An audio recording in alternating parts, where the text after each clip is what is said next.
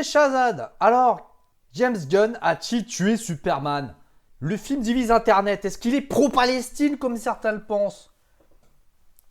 En tout cas, moi je pars en vacances quelques jours et bam, le plus gros clash culturel de l'année explose pendant que j'ai le dos tourné.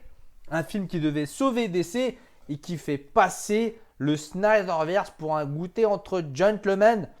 James Gunn, Superman, conspiration, humour forcé, Lex Luthor en mode univers parallèle. Mais qu'est-ce qui s'est passé? What the hell? Est-ce que James Gunn vient de saboter Superman? Est-ce que ce film est la renaissance du DCU ou le dernier clou dans son cercueil? C'est à ça qu'on va tenter de répondre, cher ami. Mais avant tout, le petit rituel, s'il te plaît, abonne-toi pour m'encourager à, entre autres, lutter contre l'idéologie des ténèbres. Maintenant, ça fait quelques temps. Et tu sais que je lutte contre l'idéologie des ténèbres. Laisse-moi un commentaire, un pouce bleu à la fin de la vidéo pour me donner ton avis, c'est très important. Sans plus attendre, est-ce que ça valait le coup de rebooter, de virer Henry Cavill alors qu'on venait de lui dire qu'on le reprenait? Est-ce que ça valait le coup de supprimer tout ce que Snyder avait entrepris, tout ce qu'il avait construit? Est-ce que ça valait le coup? Parce que ce film-là, c'est tout simplement le challenge de la Warner qui vise à faire aussi mieux que Marvel, à rebooter parce qu'il n'était pas satisfait avec les chiffres des précédents films de l'univers DC. On a viré tout le monde, Henry Cavill, Zack Snyder, Ben Affleck, Gal Gadot, etc. Et puis, on veut remettre les bases d'un univers étendu au cinéma dans l'univers DC. Est-ce que c'est réussi? Eh bien, cher ami, mon avis, c'est très mitigé. En tout cas, voici le contexte. Ce film, en tout cas, était attendu comme le Messie. Il devait tout faire, comme je l'ai dit, relancer Superman, initier le nouveau DCU, valider James Gunn comme le nouveau Kevin Feige du studio. Le gars avait carrément les clés de Krypton et pourtant, ce qu'on a eu, c'est un film mitigé, un mélange entre fanfiction, roman graphique fou et sature confuse. Alors, ne te méprends pas, moi, personnellement, j'ai passé un beau moment au cinéma, j'ai apprécié le film, j'ai bien aimé. Les qualités, il y en a, oui. David Corenswet est un bon casting. Il est Superman, sincère, humain et crédible. Il a le physique pour être Superman. Le film essaie d'être positif, il ne démonte pas Superman de façon cynique. L'humour parfois fonctionne, il a des touches de fraîcheur. Et Rachel Brosnahan en Lois Lane est une bonne surprise. Crypto, le chien de Superman, ok, discret et sympa, sans plus pour moi. Le cœur du film est là. Gunn a essayé de bien faire, mais le gros problème, cher ami, le gros problème, c'est que Superman, c'est quoi? C'est juste le super-héros pour moi qui a lancé le genre. C'est le film de Richard Donner que tout le monde connaissait au fin fond du village de n'importe quel pays. C'était le super-héros, le personnage qui donnait juste envie de voler à tout le monde. C'était tellement populaire à l'époque qu'aujourd'hui, on n'a plus l'impression d'avoir un Superman au cinéma tellement l'événement est presque insignifiant malgré ses chiffres positifs. Et c'est ça qui est pour moi assez décevant, même si le film fait le taf. Le gros problème, c'est un feu d'artifice de chaos. Le plot, le scénario, c'est un délire schizophrénique. Tu as l'impression d'arriver à la fin d'un film dès les 10 premières minutes. Lex Luthor pirate la forteresse de solitude de Superman. Superman est accusé d'être un agent alien menaçant.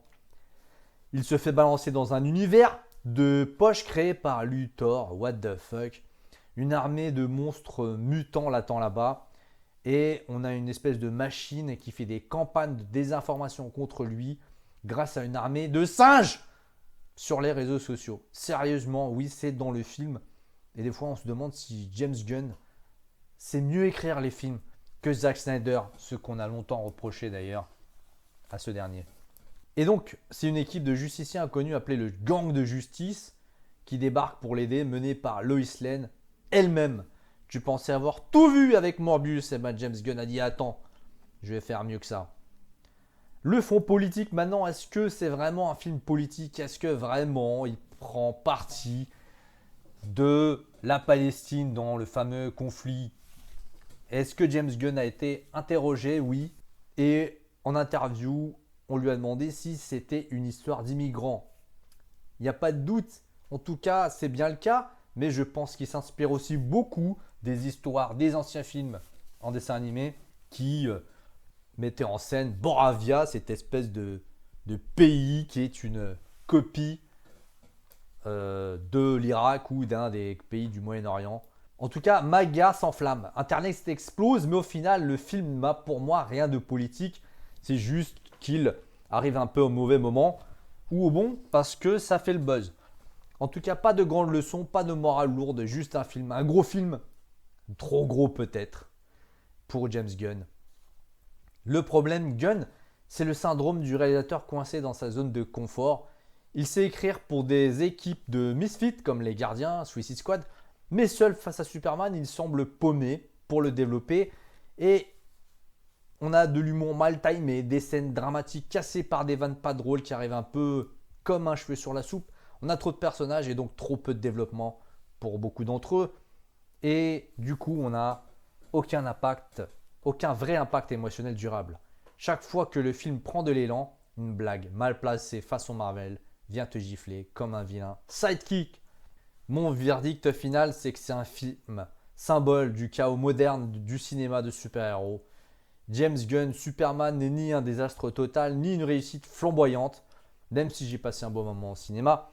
C'est un film qui est quand même assez confus, ambitieux, mais déséquilibré, porté par un réalisateur qui veut trop en faire, trop vite. DC court après Marvel, Marvel ne sait plus où elle va, puisqu'elle est trop occupée avec son agenda wokiste. Et nous, spectateurs, on se retrouve à bouffer des films qui ressemblent à des épisodes pilotes de séries qui n'existent même pas. Et voilà, c'est bien triste. Est-ce que c'est l'ère des super-héros? Est-ce que c'est la mort des super-héros? Pour moi, c'est plus la deuxième option, même si les chiffres sont positifs. Alors, est-ce que James Gunn a tué Superman ou juste tenté de le réinventer sans le mode d'emploi? Donne-moi ton avis. Lâche-moi un abonnement pour m'encourager. Donne-moi un commentaire et un pouce bleu pour que je connaisse ton avis. C'est important. Est-ce qu'on a tué Superman? Moi, je m'attendais à revivre les mêmes sensations à l'époque quand je regardais le dessin animé Superman dans les années 90 ou même quand je lisais un mois comics Superman. C'est ce qu'il nous avait promis, James Gunn. Je pense qu'il a un peu trop parlé, mais ça reste un bon film. En tout cas, on se retrouve très vite pour une prochaine vidéo.